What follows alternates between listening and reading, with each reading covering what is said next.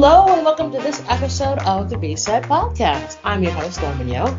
Each episode I bring on a different awesome game-changing business leader, and today's episode I am delighted to have Kimeko McCoy, who is a senior marketing reporter for Today.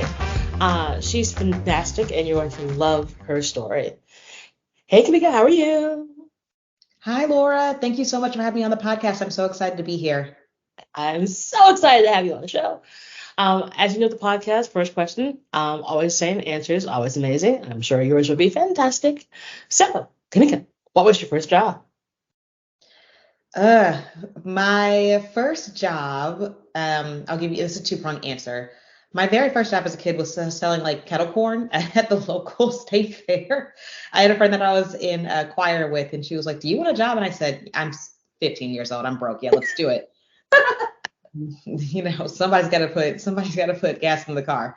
But yeah, I sold kettle corn as a kid for maybe like a week or two. And then after that, I got my first job at like my first big girl job with like pay stubs and everything like that when I worked at a local newspaper in the metro Atlanta area. I covered everything from city council to school board meetings to local crime and whatnot. And it's where I really cut my teeth in the journalism industry. Oh, wow. So local news is always the best news because you get like the most amazing and random weird stories. What was one story that probably stuck out to you? One story that stuck out to me was if you've ever heard of the book Elf on a Shelf. Yeah. I did not know how important that was, but I had the opportunity to talk to the author of Elf on a Shelf, not knowing how big of a deal she was. You didn't realize? Oh boy. This is before I realized how important it was to do research, extensive research before talking to a source, that we were not just there on vibes. But yeah, I learned a lot that day, and just kind of how that story was well read, and I got like emails about it and things like that. That probably was one of the more interesting things that I ended up having to do. That's like the media, like not you'd never seen or heard about Elf on a Shelf, really? I grew up in a household where Santa did not buy the gifts, mom and dad did. So no, I did not. Tisk. I mean, the Elf on a Shelf is literally like, even as someone who doesn't have kids, I know way too much about Elf on a Shelf. I'm like, all right, y'all care way too much about this elf. Okay, get it. So I get it. All right, that is wildly random. So speaking of things that are wildly random, okay, so we go from interviewing the founder and author of Elf on a Shelf to having a chat with me here today in 2023. What was that journey like? Whenever people ask me this question, I wish I had like a more professional answer, like some arc, character development or something like that, or arc narrative as to how I got here. But I feel like I just kind of have tumbled my way through my career, to be completely honest with you. I started as a local news reporter, but because I was a millennial and I was so adamant about the internet and social media's, I guess, role in storytelling and in news sharing, that I bugged my editors so much that they said, "Listen, there's an opening for a digital content person. So why don't you help out there? Please stop yelling at us about the importance of Facebook." And I said, "Okay, great." Even though you were right. I was right. So I took it. I started helping out with digital. I helped edit stories and things like that, and helped build Twitter presences for some of the people that I worked in the newsroom alongside. Eventually, a bigger paper picked me up and talked to me about a role. I took it, and that was my first time as a social media editor for a news publication. I think my official title was like audience development specialist or something like that. And it was fun. I learned a lot kind of about the reporting process of, what measurements and numbers go into what, going back to executives and things like that. And that was my first time that I got to be in some pretty important meetings to discuss all of that. From there, I ended up at a magazine where I was the sole social media editor. And it was a lot different of an experience than working on the hard news side. I had a lot more creative freedom. with video productions, quizzes, and things like that. And at the time, I always make the joke that like you could have posted a picture of like your big toe on social media, and it would have done numbers. So it was. It was a really interesting time to be able to experiment with those things at a time when I feel like all of us were experimenting with social. And then I went from doing social to reporting on it, which is how I'm here at Digiday. And obviously, I'm not limited to social. I report on all aspects of marketing and advertising. If a marketer's spending $1, I'm reporting on it. Well, it's interesting that you say that, like how folks were like, oh, you can, it's time for experimentation and like trying to figure out, and like, yeah, throw your big toe up on early days of Facebook and it would have done numbers. I feel like that cycle has like come back again now as we talk about AI and how that will transform our industry. What are some of the things that you're hearing right now, and who's getting it right, who's getting it wrong, all that usual stuff around AI? Yeah. That's a good question. I think from my reporting, what we're seeing right now is just AI plays, as much as it was hyped at the beginning of this, the conversations about the uncanny valley. I think a lot of it was used either for headlines, to talk about, for press releases and to drum up buzz, or in, back of house type things, helping advertisers themselves do their jobs faster for clients is kind of the sense that I'm getting in my reporting. I don't know if it has if we figured out like what a standard is here yet as for best practices or anything like that beyond, don't post your big toe. But I think we're still trying to figure out kind of what it can look like for brands and things like that.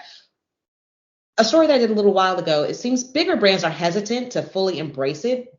And a lot of this is because it's black box element that AI has. A lot of uncertainties around data, around measurement, privacy, and whatnot. So I think we're still at the beginnings of what this is. And we've got a long ways to go before we've completely wrapped our arms around this. Yeah, I mean, it's all very, very fascinating. And it's funny because, like you said, this joke about posting your big toe, and now it's like, okay, I can go on Midjourney and write a prompt that says, "Post my big toe," in the swamp of New York City right now, and I will get 15 images. And what that actually means for how fast everything is changing so quickly. Because if I tried to post my big toe a year ago, it wouldn't look like a toe. It would look all kind of weirdly disheveled. Now it will look like my toe. Like, that's how fast the technology is getting. And if I'm a company, an agency, or brand, how do I respond to that at this particular moment? Like, do I embrace it all, or do I go, I'll try and hide under my shelf? This is a fair question. I've seen enough of iRobot to know that we should be careful into moving into the uncanny valley. Computers are not humans with conscious and whatnot. So you do have to be careful because it pulls data from everywhere. I'm sure everyone saw the story about the lawyer that kind of got in trouble for relying on, I think it was ChatGPT for some preliminary processes. And it came back with some falsehoods, some false data. There's hallucinations that happen in AI all the time. And I think if I'm not mistaken, like the AI platforms themselves will admit that there's a long way to go with this technology that moves so quickly. Our government is, playing catch up right now. Yeah, I was in DC a couple of weeks ago and talking with some folks in government, and everyone's trying to figure it out at this particular moment.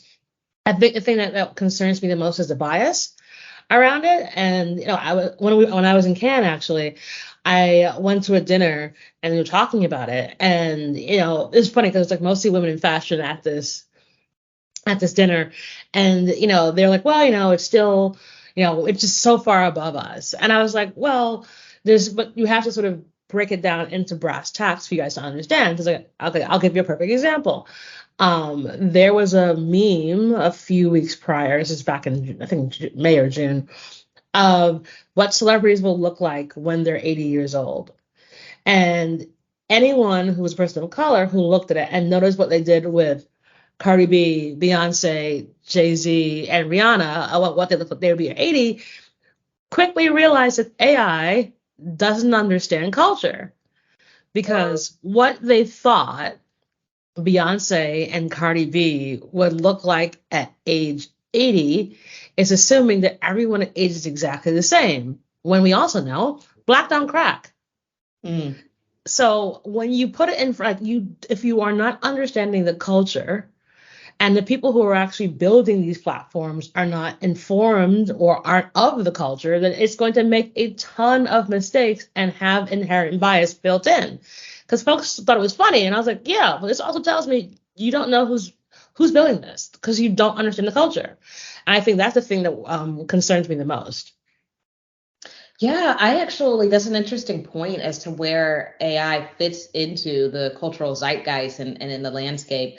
Even talking about from a cultural perspective, I think outside of marketing and advertising, your average citizen, the concept of what's happening in AI right now, I feel like is overwhelming, overstimulating. And for like me as just a consumer, the buck kind of stops for me at ChatGPT, but I've seen people on TikTok using all types of platforms to like make, I don't know, SZA songs that Rihanna would sing. If that lady does not give us another album, at least we have AI to do it for us. That's the saving grace and the silver line here, actually.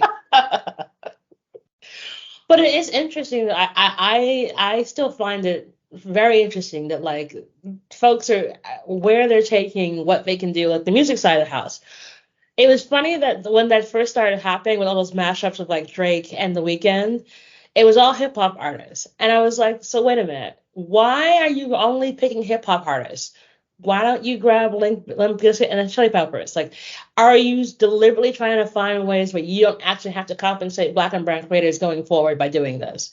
Because we know that this happened already with like the Instagram model that's a dark skinned Black woman who doesn't actually exist and is run by a white guy. And the fact that they were using Drake in The Weeknd, it's like, but you're not trying to compensate those guys. So what are you actually trying to do? And I think one of the record labels did something similar. Again, they created a character who was a rapper and didn't exist, but sounded very similar to Kendrick. Yeah. And so that, I think that's also part of the conversation, that like, why are certain inherent biases being played into while utilizing AI? Because you think you can replace certain folks. Yeah, and I think that goes back to the idea of technology moving so fast and the industry and even, society at large struggling to keep up with what that means. Now, I'm not saying that Drake needs any more money. I saw a video of him at an outing, we'll leave it at that, the other night with a tub of money. Somebody on Twitter or X now said that they would have been a Scooby-Doo villain and cut a hole in the bottom of that and just... Yes, it's all that. And I don't blame them. I do. A tub of cash. It was a tub of cash. There is a bias, absolutely. And I mean, that goes back to the idea of like just needing to be careful about what the next steps of this looks like. I think AI has so many promises that there's a great potential of society kind of get ahead of itself in leveraging it. Yeah, it is. I never want to be the fear monger about it, but I definitely think that there are a lot of challenges that folks are not paying attention to, and I think it needs to be the thing, not to slow your roll, but build with intention, and be as inclusive as possible. Otherwise, this is going to get really scary, because it's not going away. I mean, AI is now in Photoshop. Like you can now do that. It's literally now built in Photoshop. So it's going to affect folks in your everyday life, and you just have to be kind of aware and try and build with the best possible intentions that we possibly can. But we also know money's driving this, so it will be a challenge. Yeah, it absolutely will be. And like I said earlier, I think that's why you see some bigger names kind of shying away from wholly embracing it, because of the need to be intentional in how they go about the work. Well, yeah, we just saw that with the writer's strike. Like that was a big sticking point. Yes, and exactly. In the studio's caves, because they're like, well, You're wrong, right. So, it does give me, pause, but also hopefulness, because, we have to try and live in some degree of positivity. But, as platforms change and emerge, it opens up other lanes for other platforms to potentially be the next foot forward. So obviously we saw that, like, Twitter. I'm not calling it X. His mama was named him Twitter, and so I'm not changing it to X.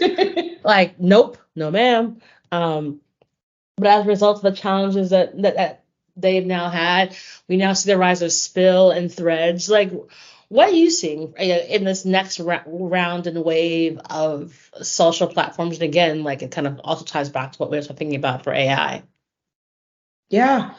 I think right now the social landscape is extremely fragmented. You have a lot of things happening all at once in the social media universe. I think one of the things that's most interesting is this idea of getting back to the original internet. When I first started using social media online, it kind of was this free for all. Like, we had a lot more access to the dark web than what anybody should have, to be honest with you. But it was these online communities in all these different hubs of the internet. And I almost wonder if that's what we're getting back to with these more niche platforms like Spill, like Mastodon, like Blue Sky, like Discord and Dispo, and all of the other ones. It goes back to the idea, and this is a story on the Digiday website if you haven't read it already, called WTF is the Fediverse is the universe. I can't explain to you what the universe is, but the Fediverse, I can't explain that. But it's essentially the best way that I can describe it is like email servers, how I, from an AOL.com account, can send you something at your Gmail account. They all are individual platforms, but they communicate with one another. And that is what the Fediverse looks to be, but with social media platforms. There's a handful of social media apps already on there. I think Threads is intending to join, although it's unclear as to when that will be. And if you want to know more about that, please tune into the Digiday podcast on October 10th, where we'll be talking more about it. But I think it speaks to this next stage of social media, and brands are going to have a lot on their hands to keep up with these different communities, these different places.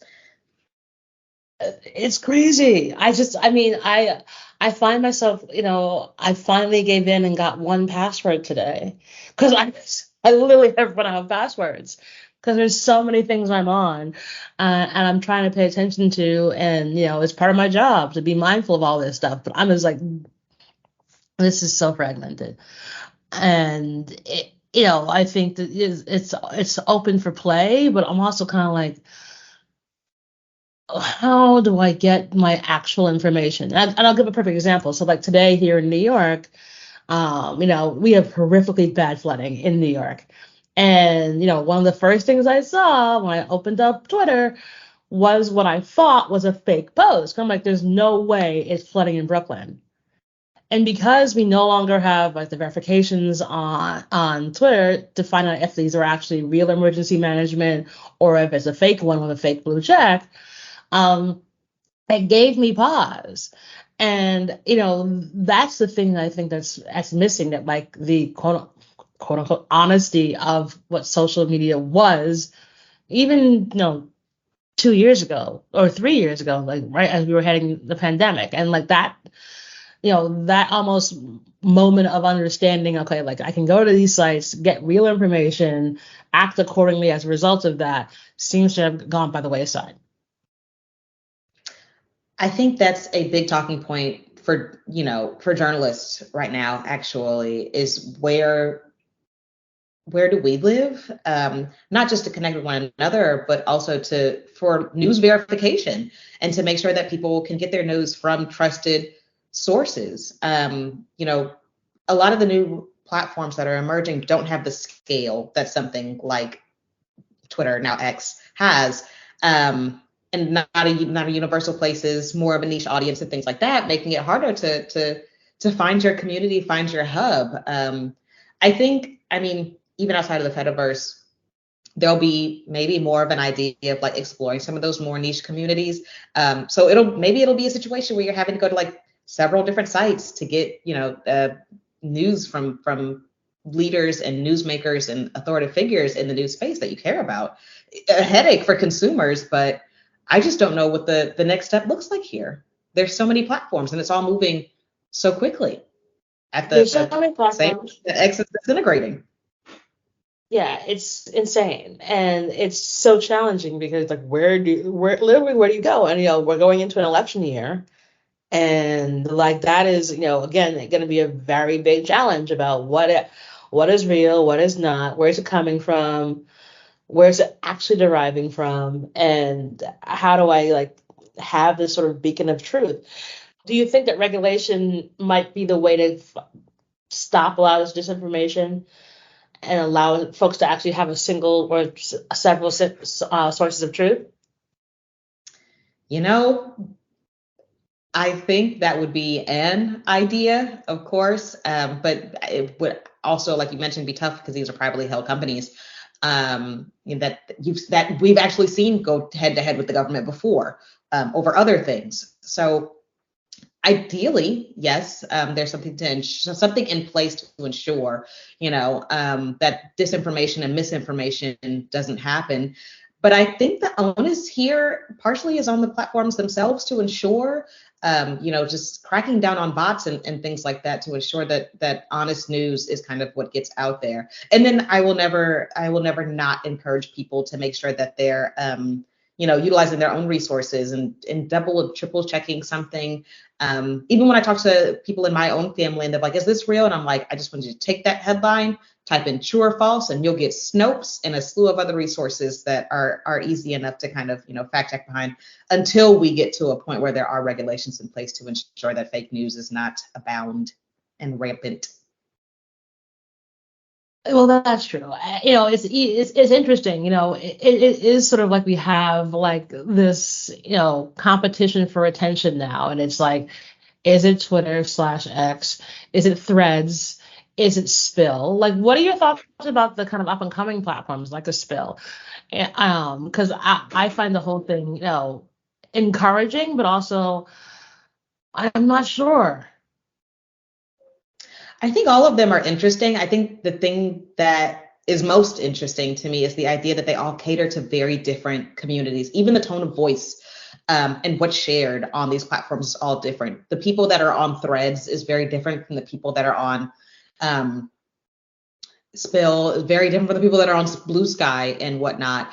I will say once those platforms start to scale and become mass and get the same mass reach that Twitter had, mind you, Twitter didn't start out with, a bajillion users like it has. Well, it had. But and on its way up there is kind of how it crafted where it's at. I think, these platforms have been around for a relatively short time when you think about the existence of social media. So it'll definitely be interesting to see how they grow. But right now, they stand in such different corners with such different people. And I think that's probably the most interesting piece of it. While it makes it hell for a journalist like myself to share across 5 different platforms, it's interesting to see how people respond within each community. Yeah, like I found this social experiment really interesting. Like we all remember Fade in the Water. And it was one of those moments where I was like, this is interesting. I want to see what happens across Twitter, Threads, and Spill. And I was rooting for Spill. And what I realized with Spill is that like they did not at that point have the scale or the ability to like catch up with what was happening with Twitter, because it was happening so fast in real time, and the jokes were nonstop. I mean, honestly, it's probably the greatest thing on the internet because of the amount of jokes. But it was definitely interesting to see how people were responding, where they were posting. Like, I thought I thought for certain, because Spill is a bit more visual, that that's where all the really hilarious memes would reside, but it just didn't happen. And Threads really didn't have the range, but it was Twitter. Black Twitter, rose from the ashes and like took over the day. And it was funny because I saw an article saying it was the busiest day that Twitter had in over a year, and I'm like, yeah, Black Twitter. It was it had nothing to do with anything else that was happening. It was simply Black Twitter taking this over at this particular moment and having a tremendous laugh at a really crazy situation. I don't think it's far-fetched for me to believe that Twitter will ever cease to exist completely. And it's because I feel like the people that are on there, the people that are on Black Twitter, they are diehard about it. There is no other platform that they're going to, lest they be physically removed from the app. I think they're very serious about it, and I get it. It's been a home for that community for ages, and to ask for a change to a platform that's still up and coming, where you'd have to build your audience all over again. It's a hard ask. So again, this is a situation where I think time will definitely tell. Yeah, I think it's definitely definitely a time will tell. And it's actually kind of exciting to see where it will all kind of net out and grow. And, I guess one question for you is that, like, as you do your job, obviously you are on multiple platforms. Like, how does a journalist such as yourself navigate all of this? Like, do you have like a process? Like, it's so challenging. Like, how do you find your way and navigate this? That's a very good question. Because I think everything for me is badness, no method. Um, to be honest with you, anytime that a new platform launches, I do my due diligence by downloading it, experimenting with it, seeing it, getting a feel for it. I think it's been hard for me to be committed to the idea of building an audience on any of these new platforms. Just it seems overwhelming. And me as a journalist with consistent news coverage and things like that, I couldn't imagine how the average person feels trying to create a following on these developing platforms, just because they're so new with product developments and things like this. But for me, it just starts out as just experimenting. What can I learn? Who's here? What are they talking about? Just, I hate to say it, but being a lurker, a grade A lurker. And then every once in a while, posting something engaging, like I said, just to kind of get a sense and get my hands dirty with all of it. The only ones that I've stayed pretty consistent on, obviously TikTok. I've done probably a little bit more with Spill. I'm a dedicated Be Real user every day, unless it's after 10 p.m. After 10 p.m., I can't be real. No one's going to see me in bed with my bonnet. Be serious. Yeah, be real for real. Be real. I can't be seen like that. With my mighty patch on for my pimples? No. Wow. I'm not ready to be that authentic yet. Wow, Be Real. That is a journey. Okay. That was not the one I was expecting you to say, but okay, all right. Yeah, like I said, you're right. The audience building is the hardest thing, and like that's why I think Threads is so interesting, because you basically could auto follow everybody that you already had on Instagram, but then you quickly realize that, wait a minute, your feed on Twitter is different than your feed on Instagram, which is different than your feed on TikTok. So wait a second, like I can't really replicate the two. Oh, this is a challenge. Oh, I can't. Yeah, exactly. That's like the cycle you go through again and again and again. And I already cut back so much on how much time I spend on Instagram. I mean, crazy, as somebody who covers the advertising agency, please do not put an ad in front of me. My eyes will melt. So I spend a lot less time on Instagram just because of the user experience. And so when all of my friends, and I like follow influencers and things like that on the gram. And so when they all started talking, I was like, I don't know if I want to be here, to be honest, to hear you all talk. I've never heard you guys say words before, so this is interesting. You were just a pretty face. I don't know if I need to hear you actually enunciate. Yeah, I was like, I don't know if any of these things are my interests. Interestingly enough, I think a lot right now in just this quest to build audience on Threads, there's been a lot of engagement plays. And so I haven't quite figured out what the community on that app looks like beyond Happy Thursday, what's your throwback Thursday photo, or how are we vibing today posts. But I think, it'll shake out, especially as they introduce new features. I think they're working on search and a couple of other things. So as that continues to grow, I think it'll kind of feel out who its user base is. People get more comfortable and more willing to show their personality, given it's attached to their Instagram accounts. So it'll be a wait and see mode for sure. Yeah, I am similarly a lurker on Threads, and I'm like, okay, let me see how this all eventually shakes itself out. I'll continue to lurk until further notice. But yeah, it's like some of the people I only follow you because I love your fashion. I don't want to hear you talk because I think you're an idiot. So like, it's the same thing. And then like, yeah, with Instagram, same deal. It's like I have bought so much stuff off of Instagram ads, like it's a problem. So, Really? oh yeah, I am a sucker. I mean, but also I found so many cool, new, engaging, up and coming brands, a lot of Black-owned brands that I found that I probably wouldn't have found anywhere else. So it is the balance. Like, I haven't bought like random foolishness, but like it's like, oh, these are like different kind of jewelry companies. I'll buy some jewelry from there, or like the really cool dresses. So it definitely has, it does have me hooked a smidgen. It's like, and coupons, man, use the coupons, and you're like, okay, I got to do it. But yeah, I'm still in my wait and see mode about how I want to engage on Threads. It'll continue to be probably like lower lurking. This is fair. TikTok is what gets me with the shopping stuff. Everybody that gets on there and said, this Skims dupe, I'm sold. I'm sold. See now, listen. Yeah, I am actually very specific on my TikTok on purpose. Like it is about jokes and foolishness for me. I don't buy off of TikTok. Like I've tried. I mean, Like directly from the app? well, no, just from inspired by creators or anything. Like TikTok made me buy it. Like, yeah, I'm not one of those people. Oh, wow. Yeah, they Yeah. get me every single time. Instagram, you cannot trick me. You can't. I will not be gotten. TikTok, it doesn't matter what they recommend.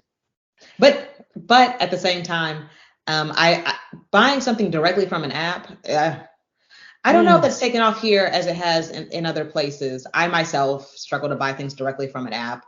I'd much rather go to the site. But also, I'm a bargain girly. I got to go to the site and see if there's a sale. I got to go and see if there's other colors available, discounts, things like that. What's insane, which is why Instagram gets me, because I follow all the sale finders on Instagram. And so they'll tell me when this outfit or this pair of shoes is now 80% off, and then put the coupon code. So like click, and I'm going to the store now with this coupon code. Like that is how Instagram gets me, because I'm like, okay, because I've curated it down to have the sales girlies. When the sample sales are going to be, the checks to the sample sale, like all that stuff. Like that level of content has gotten me on Instagram. And like, again, my TikTok is very much like focused on laughter. And like, I'm sure you've seen, what's her face? Oh, she's the Heaven's receptionist on TikTok. Oh, God. Denise. Wasn't she also? Okay. She was like Miss America. She was like Miss New York, or Miss America. Yes. Or Miss USA. Taryn. And those are the most hilarious. I have watched all of those repeatedly. That's why I go. I go for laughter. It was my delightful respite. It's not my shopping respite. I think if I started shopping on TikTok, I have no money. So I think I'm gonna stay in my IG lane on the shopping side of the house, just cause. This is fair. I can't knock you for that. So thinking about like all the work that you do and like how you're able to like really navigate these amazing spaces and be so ridiculously successful, what do you think you tell your 18-year-old self? Things I would tell my 18-year-old self: don't eat chicken fingers and fries every day. You'll pay for it later. Yeah, Funny, I had a started similar thing when I was 18. But mine was like, a cheeseburger and fries from McDonald's. Don't do it. It's not worth it. They're from the No. school cafeteria. They don't even taste that good. I would also tell myself to be cool. Just because McDonald's didn't hire you doesn't mean that you'll never get a job. You'll be full-time employed. It's fine. And then also take my space more seriously. Those coding skills would have really, really come in handy. Yeah, they kind of always do. Like, it's always a thing you kind of need. Uh, that's pretty damn awesome. Because did you want to be a coder? Or you're like, not so much. Um, no, but I think in the beginning of my career, it would have been incredibly helpful to know because I feel like just with the rise of digital, I think people would look at me sometimes in the workplace and be like, she's a millennial, she knows. And I'm like, I can't even spell WordPress. No, absolutely not. It's funny how like it's gotten so much easier now. Like Canva really has changed the world. Mm-hmm. Like it's like, where were you when I was in college? Damn. They're like, I can would you have been resize this image? And I'm like, no, no. Like, no. you want me to do what now? No, ma'am. Sorry, I can't do it. Yeah, right there with you Yeah, on that. we had a whole class when I was in college, like a whole coding class. I cried my way through that, man.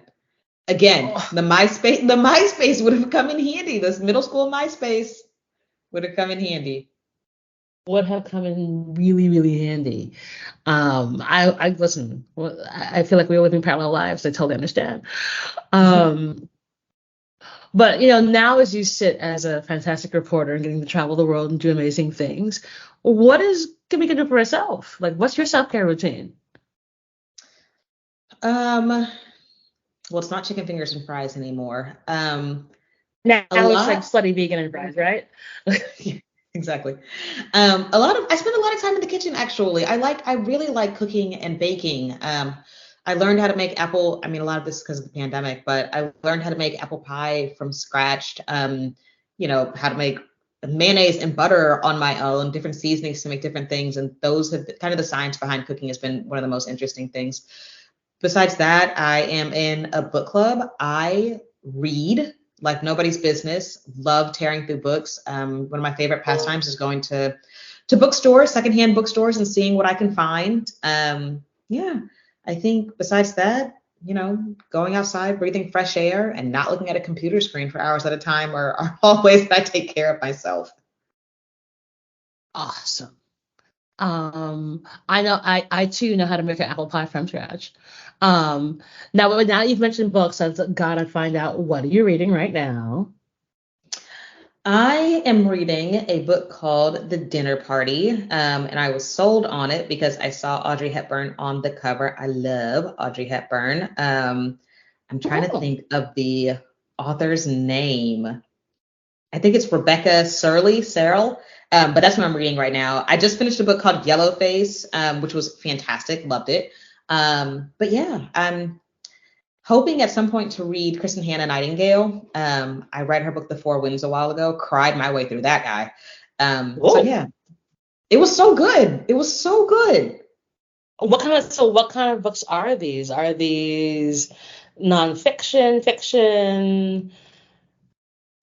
I read a lot of what I read is fiction, like historical nonfiction. Every once in a while, you'll get me on a romance or a sci-fi, or like a fantasy. It's just got to be real juicy for me to get in there. Oh, And I can't read a interesting. thriller. That's too scary for me. Yeah, I can't read thrillers either. I'm like, no, I need to go to bed. I don't want to like be looking at my pillow. Like, no. Yeah, So right there. exactly. Oh, noted, noted. We will share your recommendations in the show notes because I think folks would. I mean, I have definitely gotten back to reading now that I actually have some time. I find myself reading audiobooks, and that's what I have playing when I'm working from home, because it just helps my day go a whole lot faster to listen to a great author tell their story. So good. These are excellent recommendations. I really appreciate them. Of course. Always happy. And so last question for you, because you've just been wonderful. I have so much knowledge about all of this great and crazy stuff that we do in our world. Do you have a give and or an ask of the audience? Absolutely. Naturally, I come here with hands out. My ask is so Digiday has a very exciting announcement coming up on October 10th. We will be announcing that I am the new co-host of the Digiday podcast along Kaylee Barber. And I'm very excited. I'm hoping to bring in a marketing angle where I talk about marketing, advertising, and kind of better bring to life the things that I write about with having the voices behind these activations and these movements and these trends featured on our podcast. So tune in for October 10th. That's the first episode that'll launch talking about the Fediverse. I'm super excited. You can find it wherever you get your podcast. So I thank you so much for listening and thank you for having me. Awesome. Well, congratulations on the new podcast. We will obviously be giving you lots of shout outs the day that it launches on the 10th and directing people to like, subscribe, and review and talk about how amazing you are on the podcast going forward, because we know that you are.